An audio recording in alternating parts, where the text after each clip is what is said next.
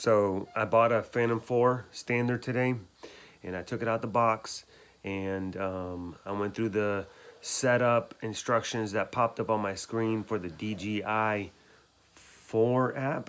And what that did was it crashed my software and essentially made it to where I could control the drone mechanically, but I couldn't see any of the video feed coming from the drone's camera into my phone.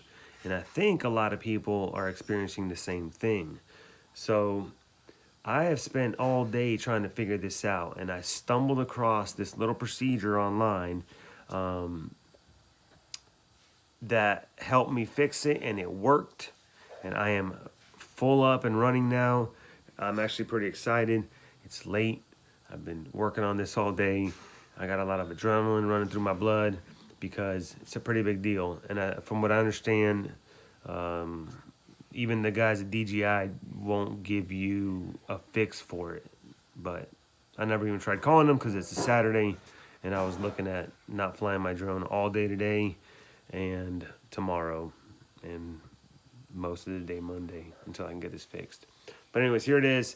I don't have any visuals for you because I'm not good at these videos. I'm just going to describe it for you. Basically, when you open your DJI 4 app, everything looks good to go, except for you don't see anything, or there's mostly green, or the occasional image popping up in the corner, but it's definitely not working the way it's supposed to.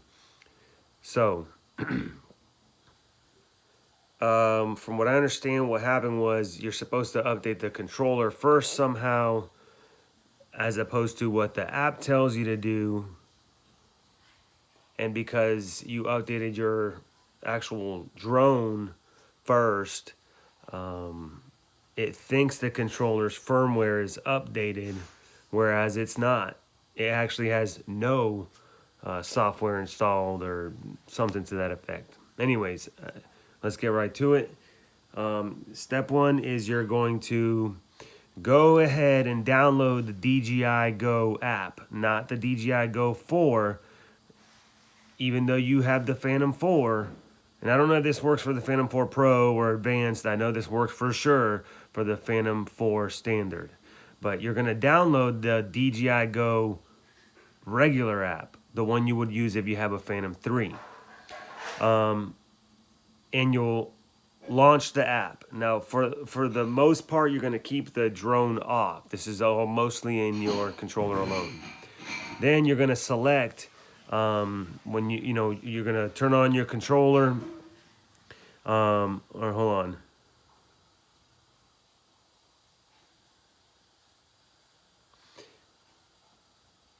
Yeah, you're going to turn on the controller, and then you're going to go through the settings and pick Phantom, and then you're going to pick P3 Pro. That's the Phantom 3 Pro as the aircraft. And so once you have selected it as the aircraft, you're going to see up here at the top right-hand side is those three little dashes, and you're going to press and hold on that for about 5 to 8 seconds. Just count to 10. And then when you let go, a little magical screen is going to pop up out the bottom. It's mostly black. And it's going to tell you to select the firmware. So this is all old firmware. And that's the root of the fix, is that your controller thinks it's good to go right now, whereas it's not. So now you need to trick your controller into thinking it's out of date, so that when you bring it up on the regular DJI Go 4 app, it says, there's a problem, here's how we're going to fix it. But anyways, so now we're going to use the DJI Go 3 app to update your remote control with some old bootleg P3 stuff, and then you're going to actually download it. So now you're in the black screen. You're going to select the firmware. You're going to select the one that reads 1.60. It's very important you pick that one. You can't go too far or too forward. 1.60 is the magic number, and I don't know how long this is going to work for. Today is, honey, what's today's date? Today's December 7th. This issue's been around since, I think, the beginning of November. So, I don't know. Anyways, then you'll go through the option to select firmware refresh. and you just go through the update motions that it brings up and let it update. You're going to wait for it to completely install, and then you're going to shut off the remote control. No, you're going to close the app, then shut off the remote control. Turn it off. Press once, press against and hold. That way. All right. Then with your app shut down and your controller shut down, you're going to bring the controller back up. Everything's still connected. After a few minutes, you're going to shut the remote control back off.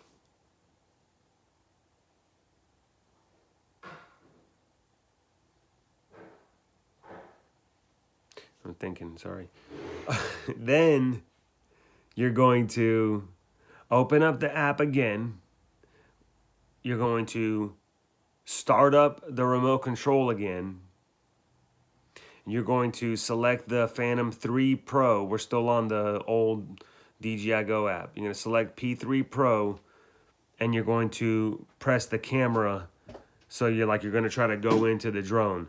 So this procedure that didn't work for me. At this point, I actually turned on my Phantom 4, and I don't actually remember exactly how I did it, but I think once I turned on the Phantom 4, the app was like, okay, let's go into the plane now, and that's when the camera button, what you're trying to do is get the little camera button down here at the bottom to pop up. And as soon as you get that, shut the drone off again. You don't need it on. That was just to kind of trick the app into thinking, get you into the camera. All right. So once you good? Sorry. Once you're in the, once you can select camera, you'll now be in the telemetry screen, right? And it's gonna have all the data in there, how many satellites am I hooked up to, and all these different things, and a DJI at the top left-hand corner, and then it's gonna say right next to it, the thing is disconnected. Click that, and that brings you down to that screen where it's gonna say, what's the right wording here?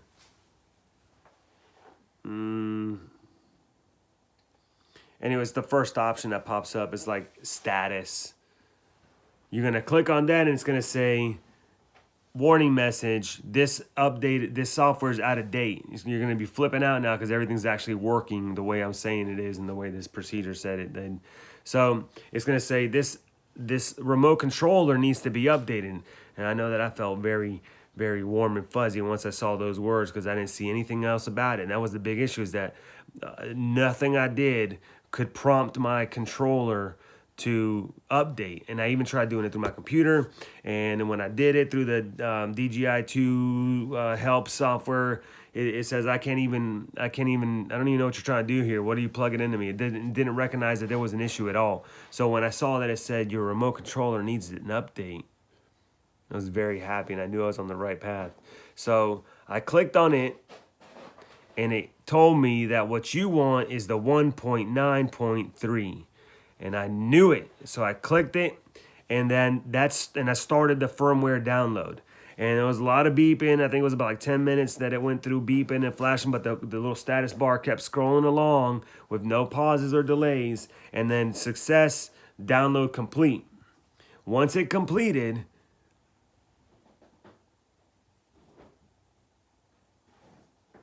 let me see, hold on. Okay, so it completed. I just X'd out of that screen. I don't even think that's that big a deal. I closed down the app and I shut down the remote control. And then I waited a minute. And then with the DJI 3 app shut down, I started the remote control back up. And then I waited a minute. And then I shut it down again. Okay? Then I started it up one more time. I did that a few more times than this procedure said to, and I know that it worked for me, so I would recommend you do the same thing. So anyways, I restarted the remote control again. And then I turned on my Phantom 4.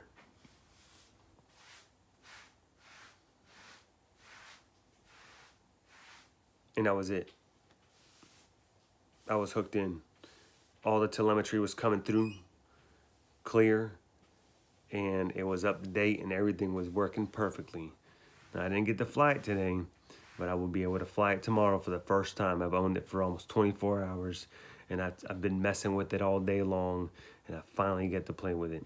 But anyways, I'm pretty sure that is exactly how I did it, and I know this works.